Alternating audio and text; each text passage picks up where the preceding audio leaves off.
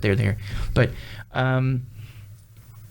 so these songs, they different genre, like heavy metal, for instance, because you mentioned, and when you were listening to country when folks were listening, heavy metal probably might scratch different itches, may pull from different subs. For instance, you may not, while listening to a song about your truck leaving you, have the same experience about a song about Vikings, destroying a village. That would be Viking death metal if you like Amon Amarth. I don't know if you're into Swedish. No.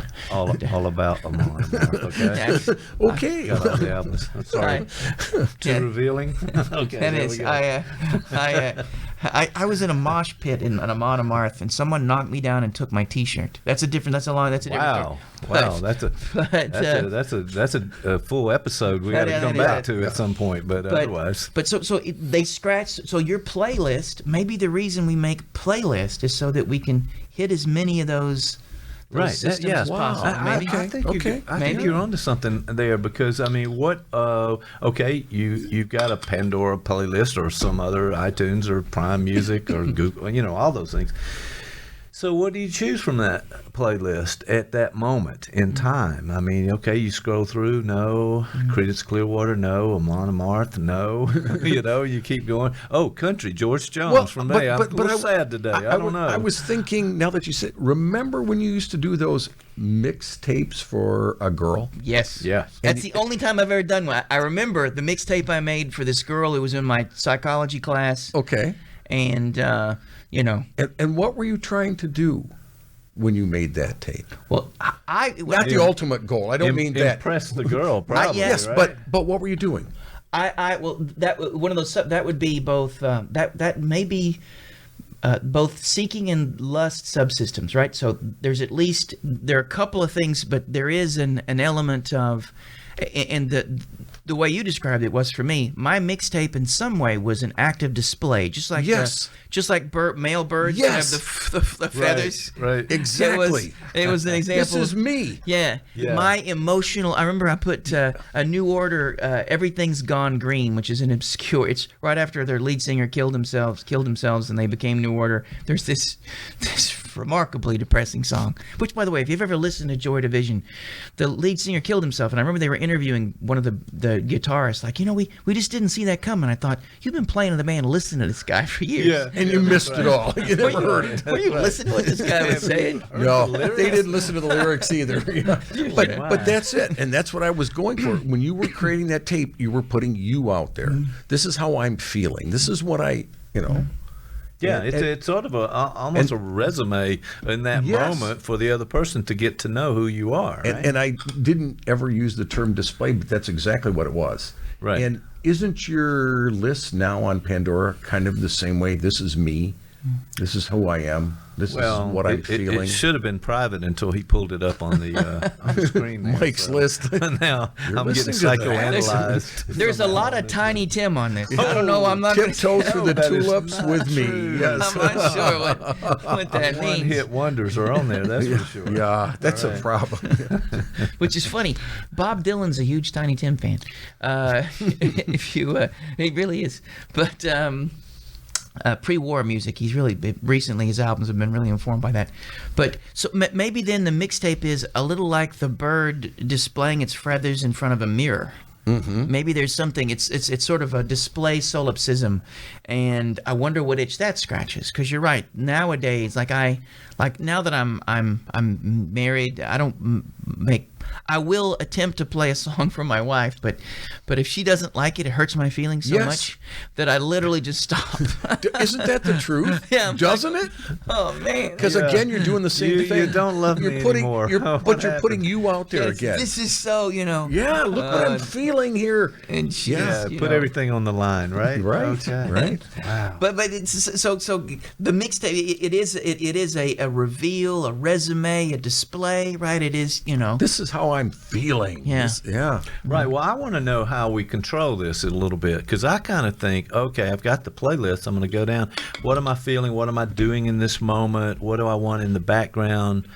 that's too noisy. Let me put some ambient on, or let me find something. So it depends on what you're doing and what's going on with you in that moment. And I think that's beginning to sound a little like therapy, maybe. In some ways we need some comfort or something, drive, something.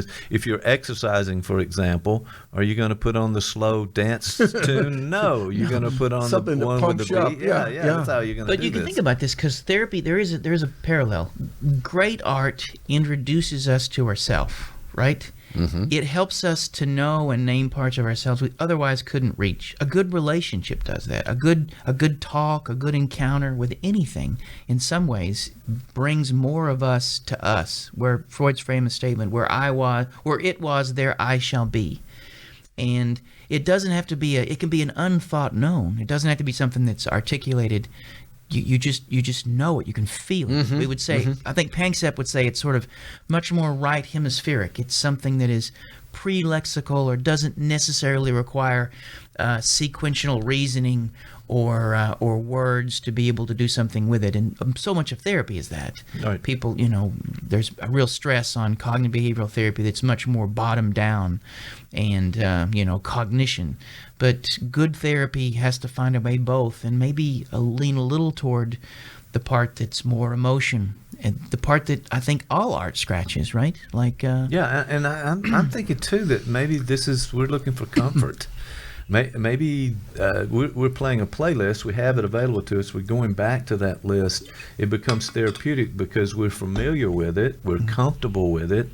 It's not the new album that we just bought or the new thing we haven't heard yet, or somebody's turning you on to something in that way. It's like, okay, this is my list, and it brings me comfort, or it fits into whatever I'm doing at that moment. Wouldn't that be the Panksepp's care subsystem, right? So you are looking for, because I often do go back to bands, and in fact, I think one time back in the old days, I made a list of all these bands I liked. Remember? Yes, And we went to I the remember list. that. I need to find that And it was- episode because that that was really interesting. First of all, there were 200. I didn't know 198 of them. I've been They were listening all- to music for a long time, so But- I had no idea. I was literally walking across the street heading toward lunch, and on Thursday, and it's already I'd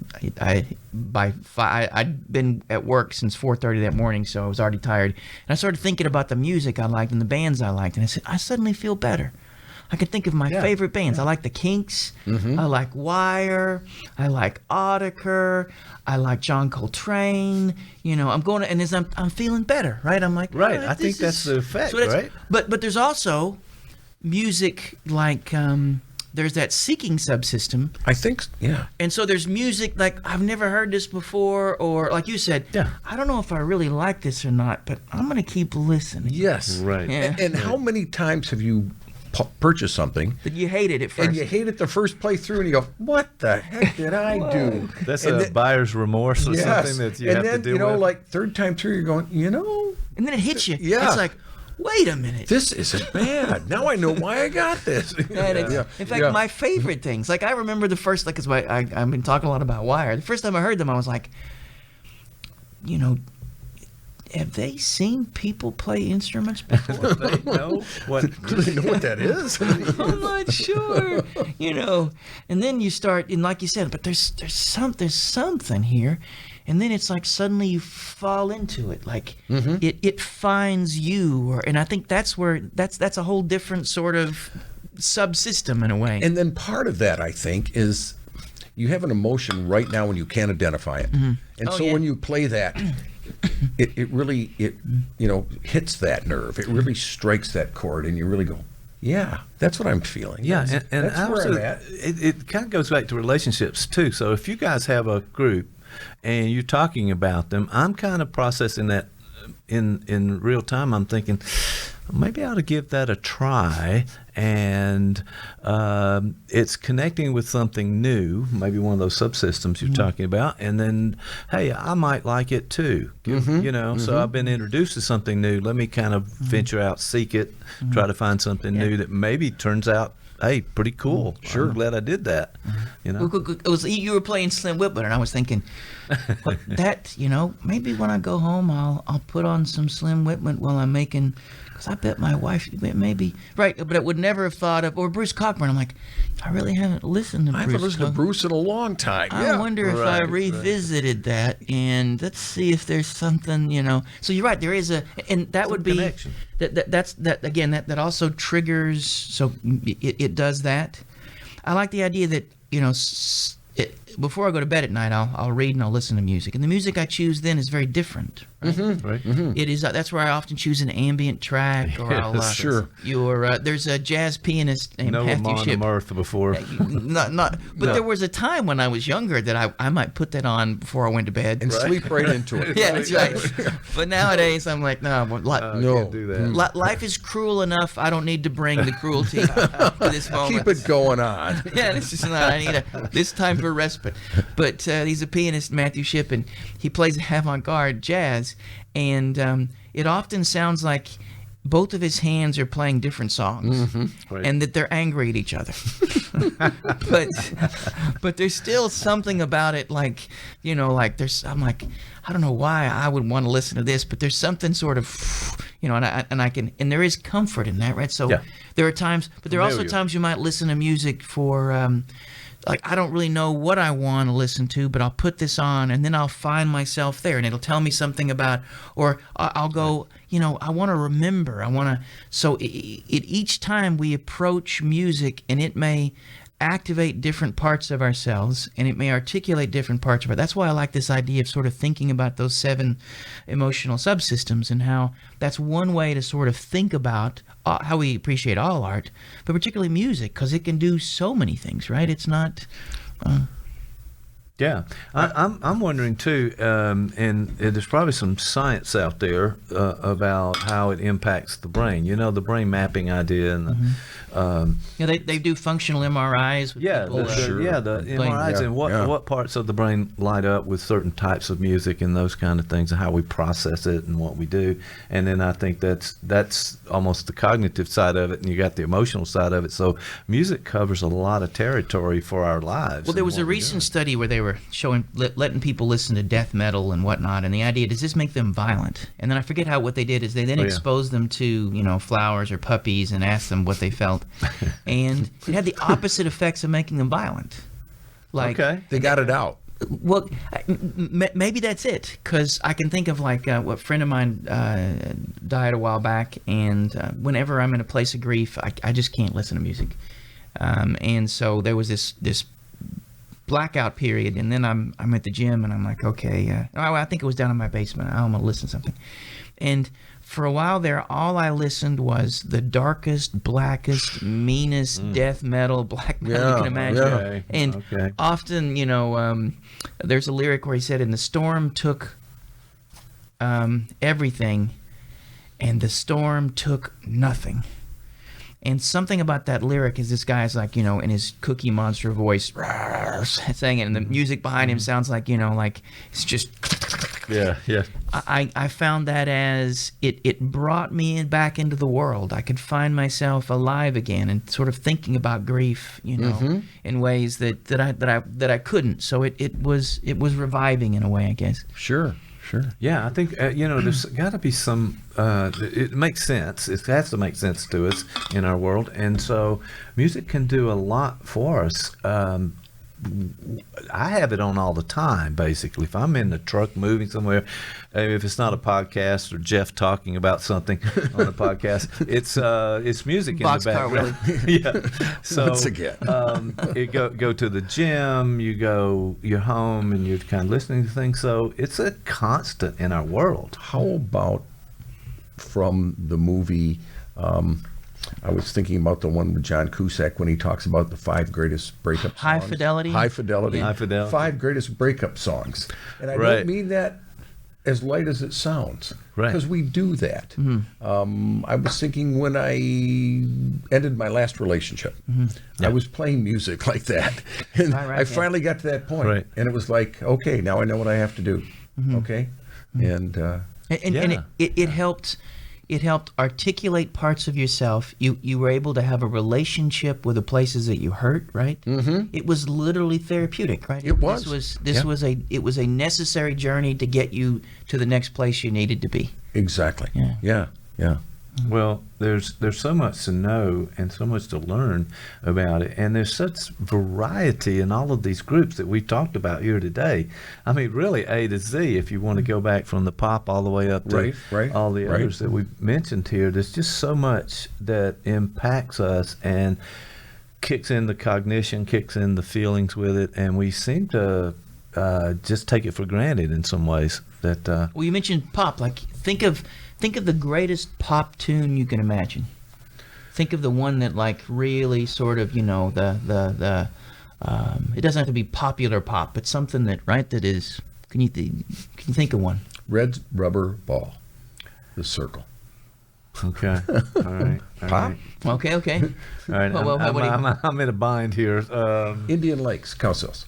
How about do it again? This is Paul Revere and the Raiders back from the days. Kicks. right. Yeah, Kicks. Kicks. Oh, I know. Great song. I know. Kicks are getting harder to find. Yes, they are. I know that one. And they are. Red Rubber Ball, I don't know, and the Cowsills I know a little bit of, but you're outside of my zone. But I'll look for it. But joy, right? This is just you could get it can give you goosebumps. The hairs on the back of your neck stand up, right? You can suddenly get this, and we think that part of the reason that we get goosebumps is that, you know, our ancestors had fur, and part of the ways that we would display if we're under threat or whatever, if a cat, their hair goes up. Right. And so there's a direct connection between these emotional states of just suddenly being just, and music does that, right? You can have a song that just kind of boom. Yeah. And Oh yeah, I think so, and also it connects with a particular event. My Sharona, is that a thing? My Sharona, yes. My Sharona, which Knack. that was at a fair here in Columbus back when was the it? kid, back in the day, and so that's the first one that popped up. But there's so many more out there that connects with a place and time. listen in to the your lyrics of that history. song. That's a really dirty song. You ever listen to it? Yes. No, Yes. I don't. No, It's that really- is what you quoted earlier. We don't listen to the lyrics, right? We don't have. That's Yeah. all The I music is listen to good. often is What? the lyrics. From when I was young, I learned lyrics to songs, and all of a sudden the words would pop in my head, and that's all I, and They'll come out like in conversation or too often. but and that's another one of the subsystems that and there is we talk about this in therapy. Like if I'm talking with someone and a lyric comes into my mind, it often helps me to understand what's going on in this moment that I otherwise couldn't know. Okay. Like I remember I was I've used this example 1,000 times, but I was grading papers or tests, whatever, out in front of this was before Davidson Schuster building was built, and I'm doing, and suddenly there are people around me, and the Elvis Costello lyric. There's a song called "This Is Hell," "This is hell, this is hell, hell is heaven in reverse." And why is that song in my head? And then I realized, wait a minute, these people are really annoying me. I really am. All this time I've been exerting all this energy, and people are like, this is hell. You know, That's where I'm at. All right. So. I need to do something about that. One of the lyrics in that is, "My favorite things plays again and again, but it's by Julie Andrews and not by John Coltrane." There you go. Yeah. You may not be able to control some of those lyrics that pop in can't. your head. That kind of things. Well, man, this has been cool today to talk about music and hear your own experiences, and we get to share some things about it. What's the final word on music? Is there anything that we can do from a mental health side? Is it comforting? Can I go listen to that song when I'm down, or how do I do? You should engage as many activities as you can that'll help introduce you to yourself. That'll help you to integrate parts of yourself that can generate that complexity we talk about. You don't have to think about it intellectually. We've talked about music in a way that could preclude the possibility of some folks just enjoying it. It's enough to just do that. Right, But, right. you know. Without a big purpose. You started out by asking the question, what is the purpose of music?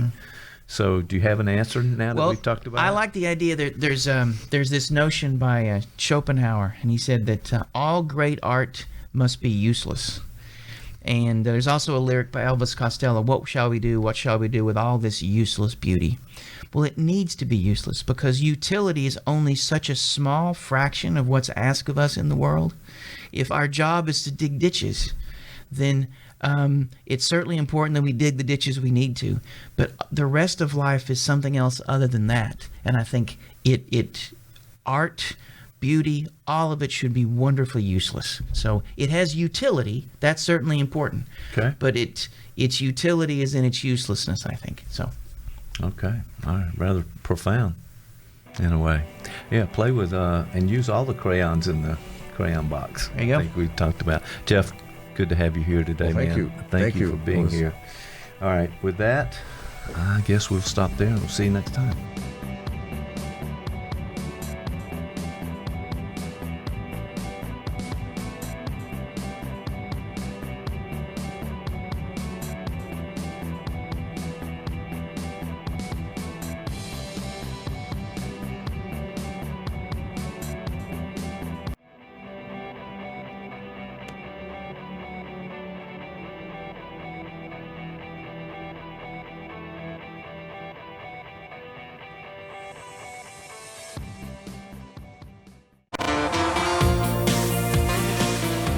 And I think in a way that's how technology works. It provides analytics. It provides data that you can then begin to measure and make changes in the product and make things better. Mm-hmm. So that I think is good. But back to your loaded question. Yes, almost everything new comes out of the chute. You got the early adopters. You've got hype. You've got trends. You've got people kind of reacting in different ways, good and bad. And then eventually, as progress moves along, things settle out. We get a more accurate picture of what's happened. So, unfortunately, Tom, you do not have a flying car that comes out of a suitcase like on the Jetsons. So I'm sorry about that. My worry is that the whole idea that really what the business is in the United States is a software business. The majority of venture capitalism goes to 3 or 4 cities, and it goes all into software. Ultimately, what is being produced in the United States, because all the manufacturing's done overseas. Now, that may change as these other countries become more affluent, and then we may end up with manufacturing back here. But well, I'm not sure all, but a lot. Yes, definitely. well, look at Columbus. I mean, what fed Columbus for years is gone, and essentially the jobs here are all in information. And as a college official, I always touted that. But in the back of my mind, I always worry if there's not a finished product that we can take to market and sell. It's kind of hard to sell concepts, and it doesn't create jobs for everyone. In other words, those folks who are in the information software business are going to have game in that area. So what happens to the rest of folks? That's a Harari idea that, well, they won't have anything to do. There won't be anything for them to do.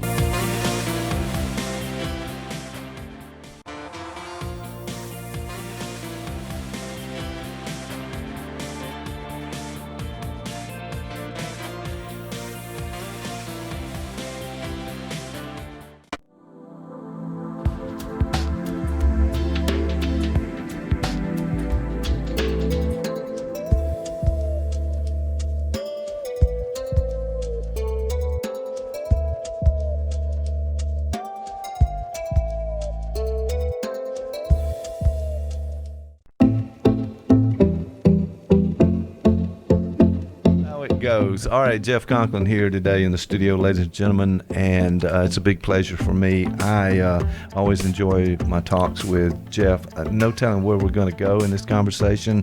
Hey, but that's the thrill of the moment here. So welcome to Jeff and Talk with Jeff. Well, so there you go. Thank you, Mike. Thanks for having me in today. Well, it's great, man. So what's been going on with you? Give me an update on you and what's going on in your An update world. with me, just another day at work, hanging out. Had a good discussion with Greg Blaylock yesterday, Dr. Greg Blaylock. Oh, yeah, Greg. Okay. We were talking about the influence of social media and he was especially talking about it with his teenage daughter.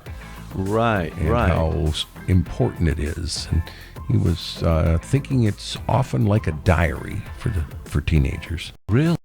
where they can put in all their thoughts and feelings and all that stuff. Oh yeah. That's a real interesting concept, because I've thought of that over the years, basically in terms of how we built studios around, and we've done a lot of recording, and we're now using social media and kind of getting up to speed on that. And we're certainly on YouTube and cols.tv, our channel, and those kind of things. Got our apps out.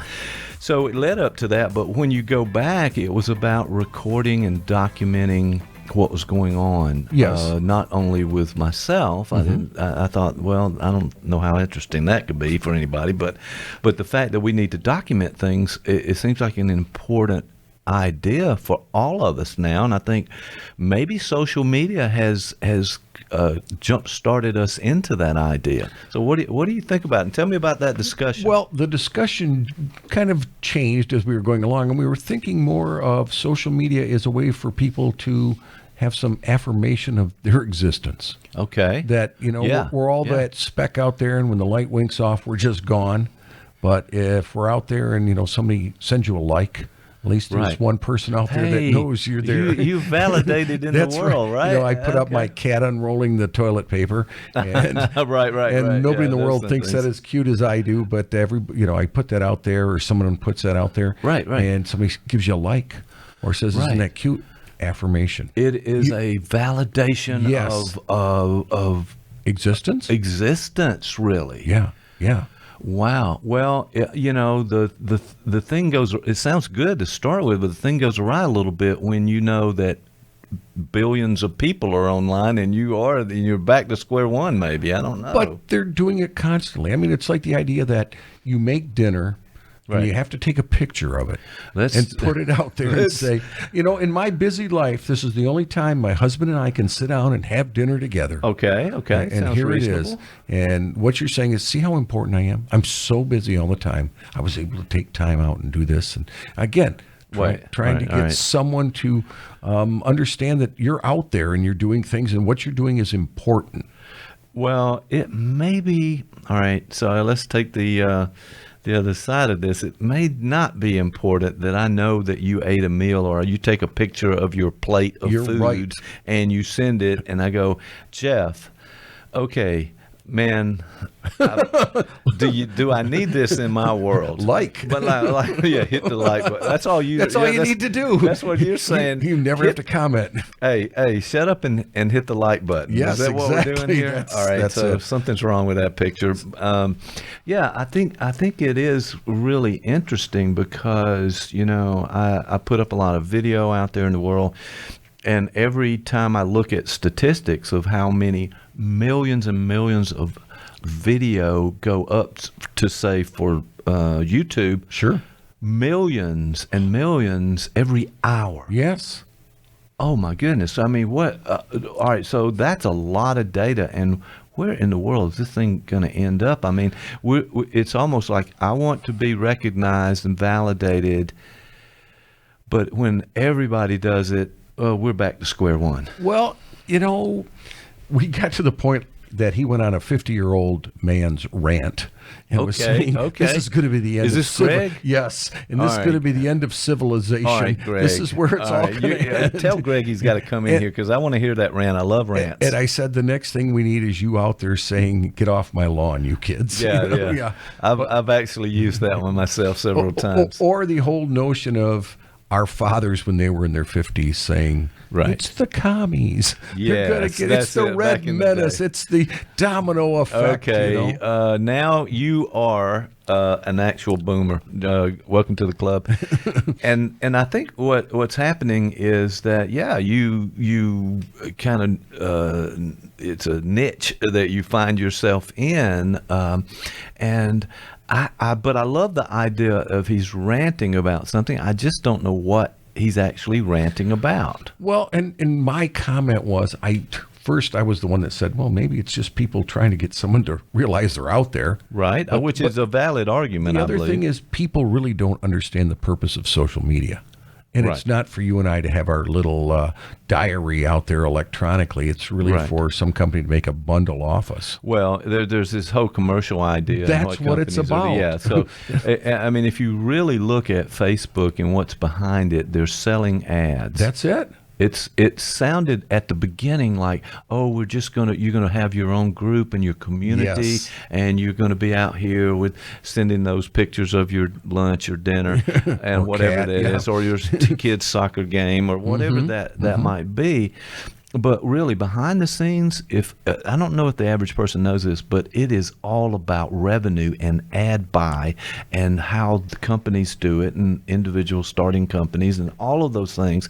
That's really the bottom line Yes, of it is. all of this. Yes, and it goes just beyond that. It's who owns the information. I mean, Another huge issue. Yes, and again, we could go into that whole conspiracy thing, and we could talk about how that's really what it's about, and who's going to have the wealth would be those again that have all the information. See, you've jumped way ahead in the argument, which I think is fine. But the idea is that it starts out in a banal way with not a lot of backstory, where all you're doing is communicating with your friends and Yes. sharing. Yes. Share. What a great Oh, what a wonderful world. thing. No, you're absolutely right. They're collecting your data, your Yes. information, your Yes. buying habits, Yes. where you are, your geolocation. Who your friends are, who you're connecting with.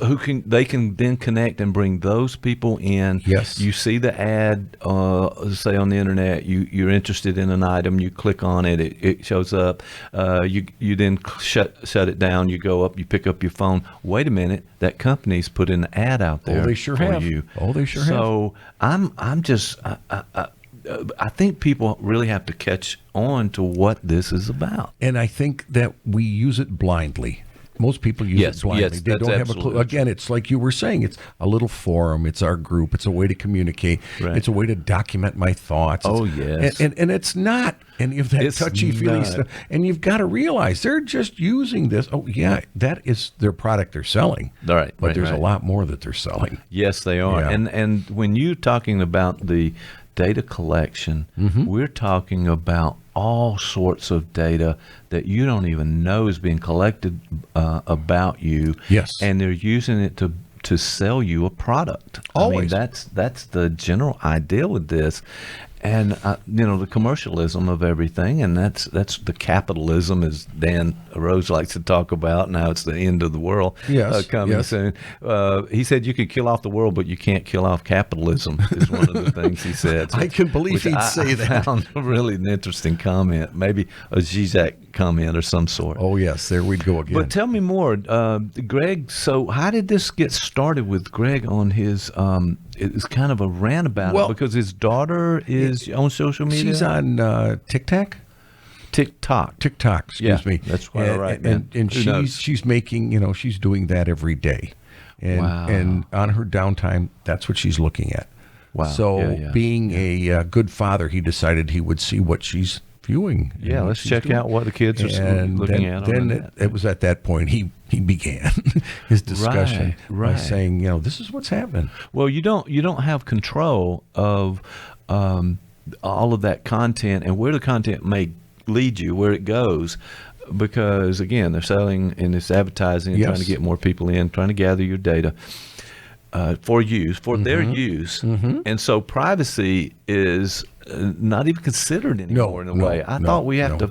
I know a friend of mine who just bought a shredder now, and he's one of those try. It's not, yeah. Yeah, That way you can't put it back together. You can't. There's no way Right. to put this thing back together. This guy's not on the internet. I can believe it. He doesn't have the email.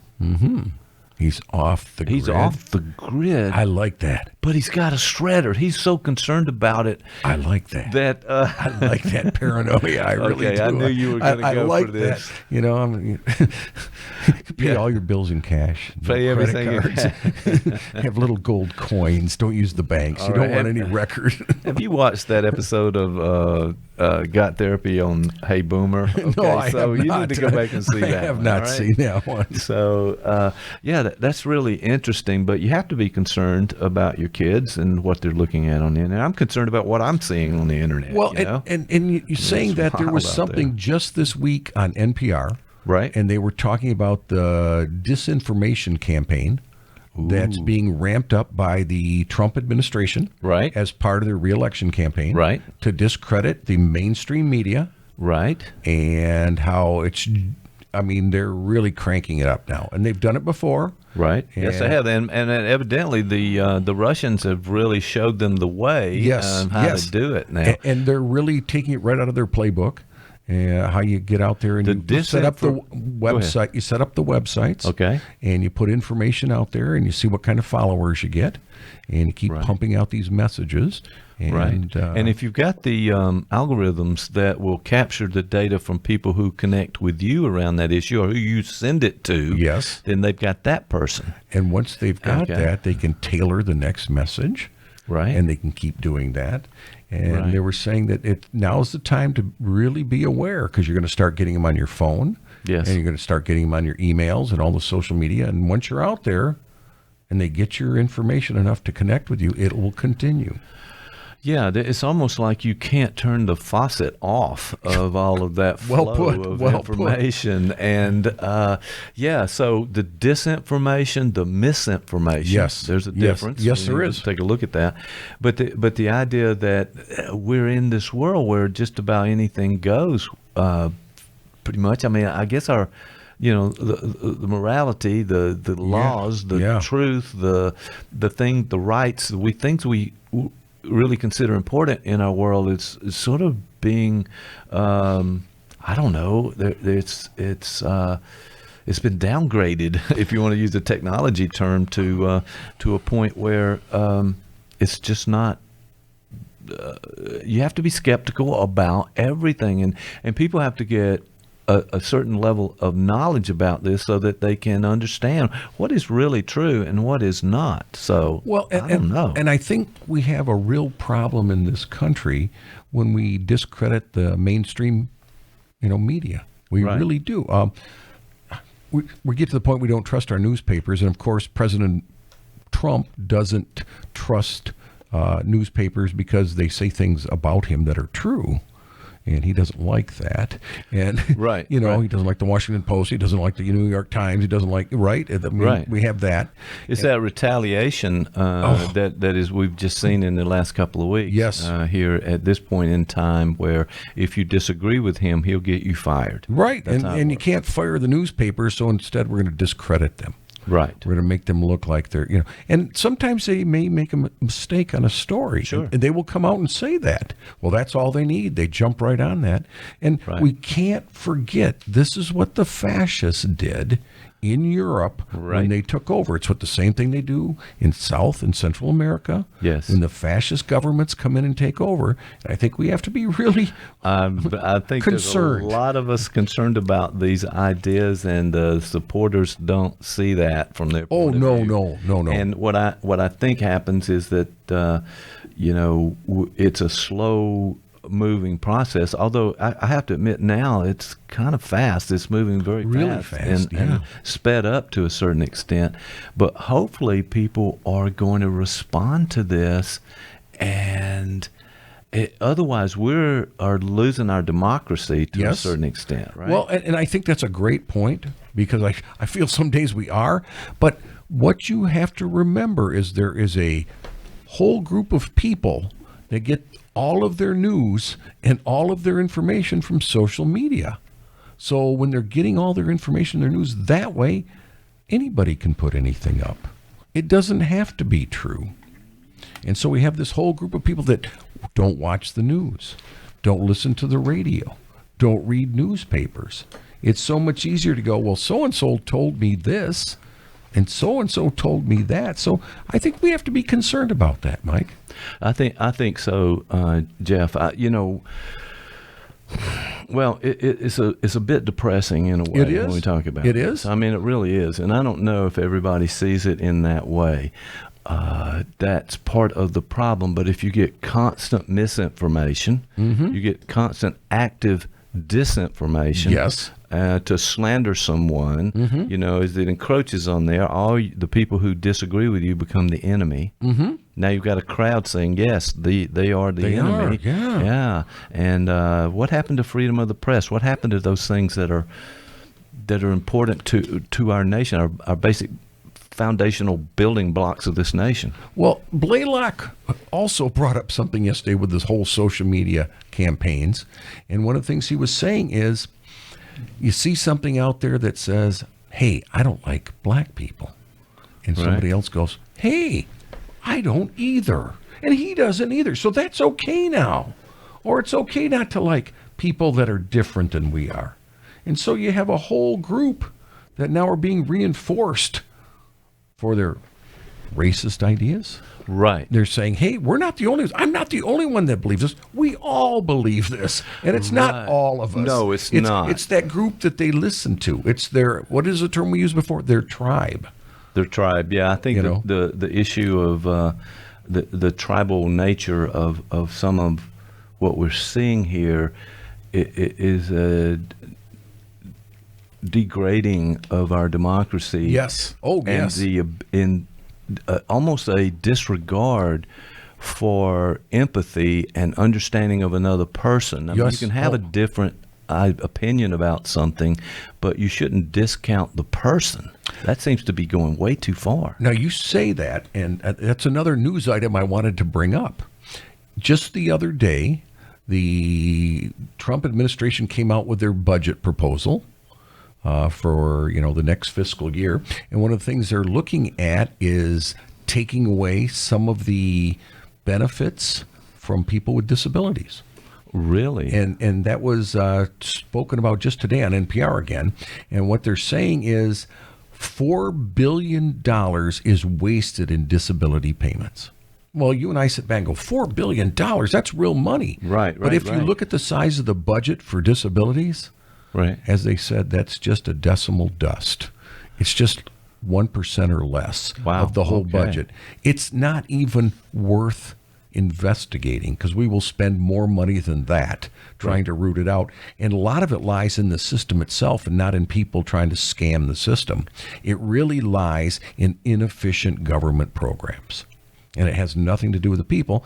And the other thing that the administration is saying is, if you can't speak English, you can be declared having a disability and you can collect. That's not true. But again, it goes with that same agenda. Yeah, that's what disinformation, that misinformation. Get that out there. Again, it's those dark-skinned people that don't speak English. They're not like us. It's not like us. And they use that in a way in a political campaign against other people that are different. And here's the other thing. I think it has this emotional undertone. It has the emotional impact that alarms people and gets people excited, and they're going to take away something, or they're going to do something that we don't like, and therefore that justifies the belief in that kind of thing when it comes on. Well, I think it's even worse. They'll say, look at all these people that are sucking off the system. These people, there's really nothing wrong with them, and look at how much they're costing us, and that's your and my tax dollars, and we can't allow this to go on, so we have to stop this now. And that's what they're saying. This is people with disabilities, documented disabilities, that need this money to live. It's insane a little bit. And what has happened with this disinformation is that you end up voting against your own beliefs and your own interests. Sure. I find that somewhat it's hard to understand, really, right. when you vote against your own interest to follow someone because the group is following it. Well, all they have to do is hit a couple of issues that have to do with fear. And when people are afraid, they'll give up their basic human rights just to feel safe. Wow. And I mean, we could pull out the whole Maslow thing. I wish we could bring that up on the screen. Right. Look at the whole needs hierarchy.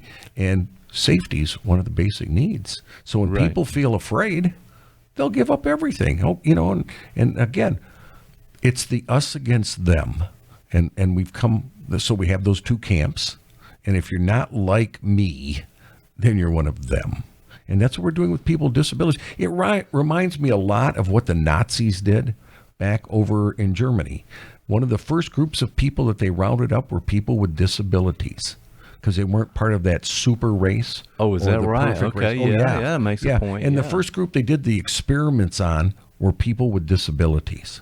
Right, because they could take advantage of them easily. Because they're not people. And they would not have the power to react and respond to that. That is horrible. And if you don't see them as people, it's okay to do that.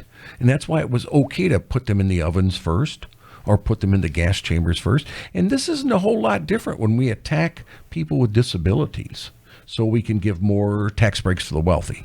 But that's just my own comment on that. Okay, there you go. But the other thing you're talking about, I hear you, is we look at money for disabilities, and we call it an entitlement, because that has such a nasty connotation. Well, that's exactly people think they're entitled. Disinformation. Yes. This idea of taking something and just casting aspersions on it, and then trying to make it evil and bad and terrible. Yes. And you can do that with just about anyone. And I think that's what's happening with the people in this campaign you were talking about a moment ago on social media, and how you're about to get bombarded with all of this. It's us against them, and you have to paint them as something terrible, something bad, awful, call them names. Yes.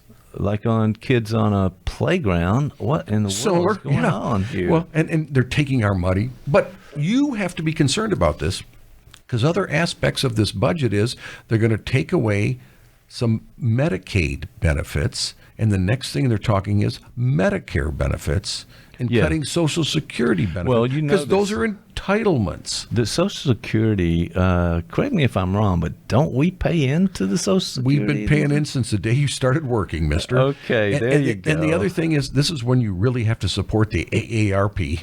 And this is a pitch for them. All right, let's go. Because they're the ones that are lobbying for us to keep our Social Security benefits and to keep our Medicare. Because if they're not out there, nobody else is watching our backs. Right. And those have always been the third rail, as they call it. Right. The one you don't touch. Right. And well, now we may be yes, getting closer to touching that third rail. Because, again, we're talking a budget that they're proposing with $1 trillion debt. $1 trillion more spent than we're taking in. Because he wants to increase spending, of course, for the military-industrial complex. Right. And, again, using the fear factor. And we want to cut more taxes off the wealthy. Oh, the wealthy need these tax breaks, right? You know, they do, because they need another boat. Or they need another car, or they need another jet. You know, those are expensive. You know, you can laugh, but it's expensive to keep my citation, okay? Multiple jets. Come on. What's I think you're missing the point here. I mean, let's take a trip on one of my Learjets after the show. I'll show you the importance of having a Learjet. And show me those people down below that are just stealing our money. But again, going back to the basic issue, we need to be concerned when they start calling Social Security and Medicare entitlements, because I think you're right it paints that. it with an ugly brush, and you and I have been paying into both of those for many years. Yes, entitlements. You know? Yes. That's an interesting phrase, because I think the idea that that people should not be helped in a time of need is basically against any kind of biblical point of view, that we should reach out and help the poor and help those. But no, now we've painted them in a way as become entitlements. We need to, pay more money into the industrial complex, as you said, but also that it taints them in a certain way. And actually, it's everybody who's working in the U.S. is paying into Social Security. They certainly are. And the whole goal of that was to have that safety net for us when we were older, and we needed medical care, we needed money to live off, that kind of thing. And if you think about it, when you say entitled, it just sounds so dirty. It really does. Well, that's and the so phrasing. that's why we paint it that way. Well, it's the phrasing. And, Yes. we really need to take a look at certain words that come across in these things and highlight them and pull them out and make a response to them, because it becomes normalized. Yes. And that's what Yes. I think is a big problem around this whole political atmosphere that we find ourselves in. The things that were highly objectionable now become normalized to the point where you can say whatever you want to about another person. It doesn't really matter anymore. That you can, and it comes at a time when we were kind of making some headway. In that. Say that. Remember, you have a president right now who made fun of a reporter with a disability. Right. So again, we're shaming people that have a disability, and it's all fits together. And you posed the question about taking care of people, and you used that in a biblical sense. But I also think as a society, yes, what does it it's mean? A civil thing. What does it mean when you have a society? It means we take care of those that can't take care of themselves. That's just the right thing to do, regardless of where the origin of that is. It's the right thing to do. That's just what we're supposed to do. That means that we're a civil society, because we're taking care of the weak and we're taking care of the hungry and all of those people. But no, now we look at them as a burden, just suckers on the system.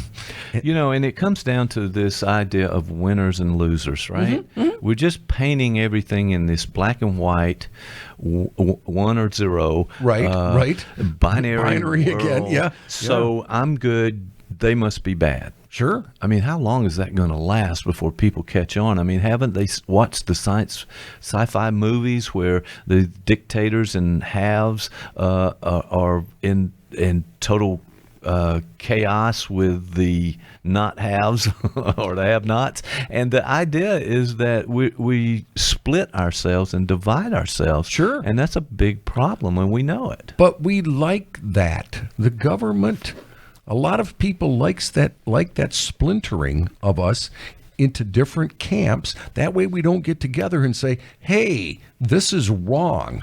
We're being taken advantage of. But this way we're all fighting for scraps. And that's pretty much what we're seeing, is people fighting for scraps. Well, what gets me sometimes, too, is the idea that the poorest people, the people who don't have the wealth, right, voting for the people who will take more of their money, their wealth away. Yes. They're voting, and they are supporting things that are not in their best interest.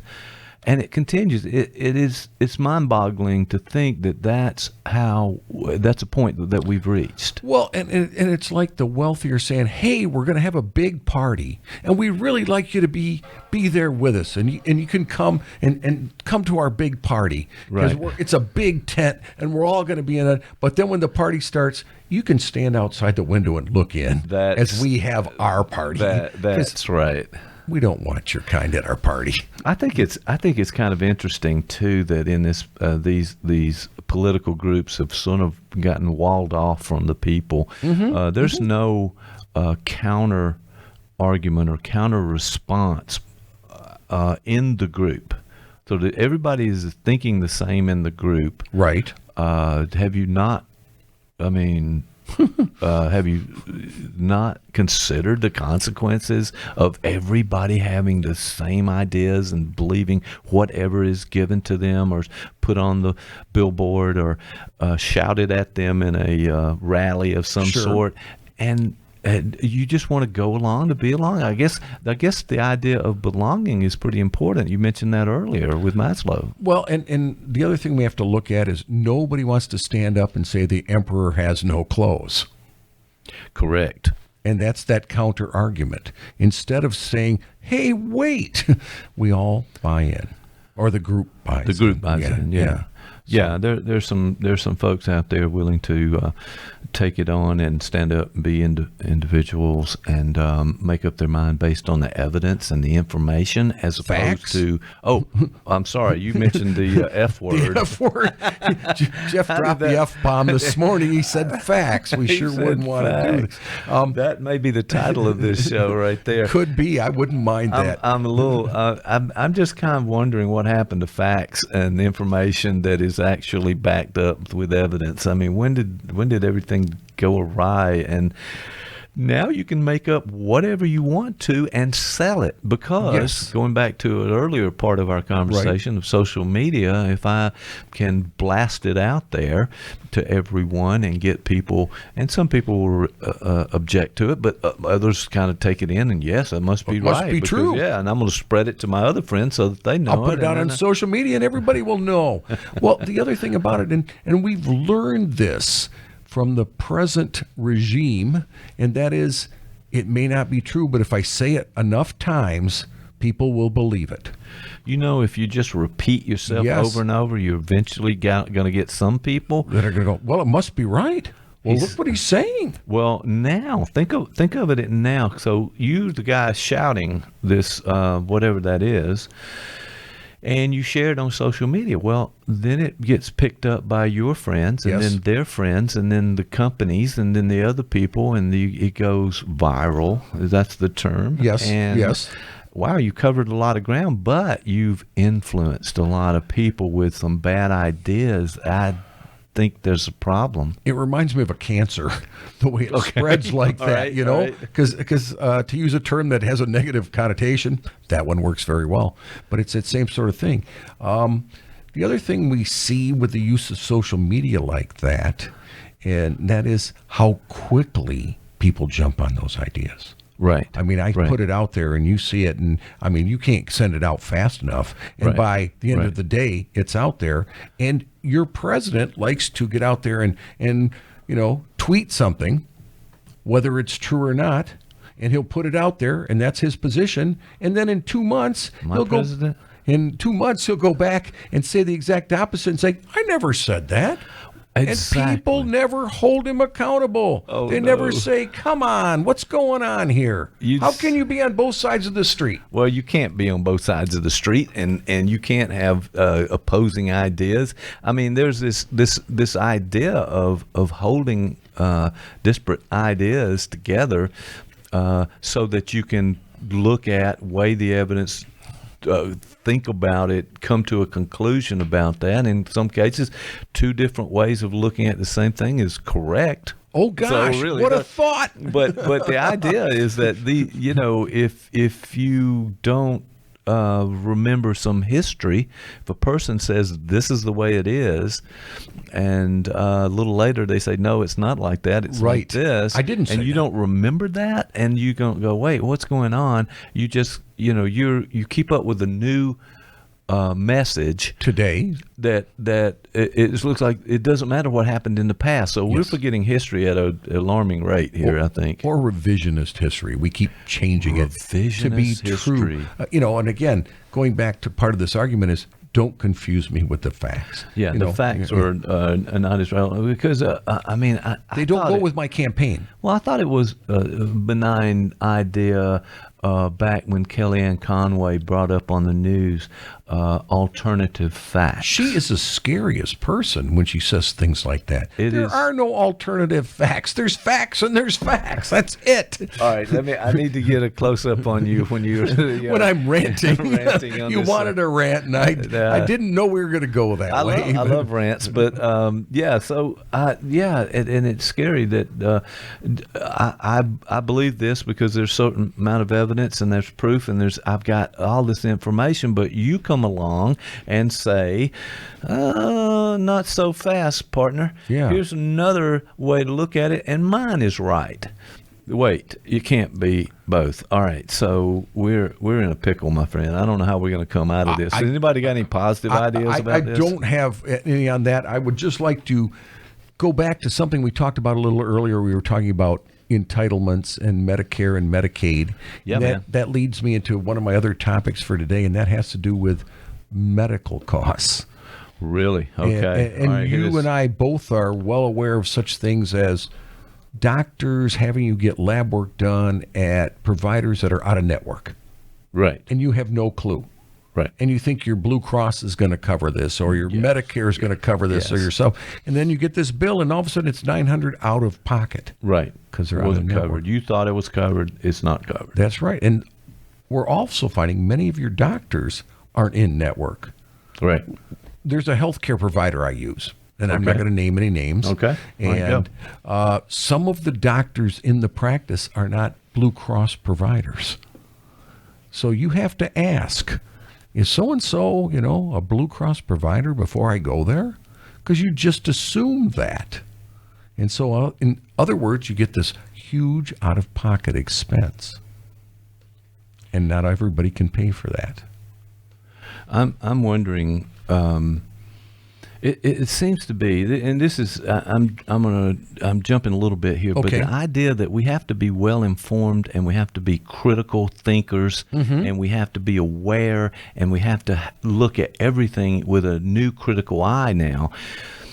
Because of these things, that these automated, internet-driven, social media-driven, I may put on there, throw that one in there as well. But the idea that we don't know if our medical coverage is there when we need it. We don't know whether it would be coverage. I'll tell you my own story. Got some blood work done, and a person came out, and the doctor had ordered like 7 different tests on these blood. I had to give a lot of blood that day. Anyway, but like vampires over there. But but the idea was that a person behind the counter was nice enough to come out, sit with me in the waiting room, and say, we're not really sure if your coverage, based on what we have, of these 3 tests will be paid. We want to inform you that you may have to pay out of pocket on these. Now, that was a very nice thing to do, and I appreciated it so much, knowing ahead of time. But what if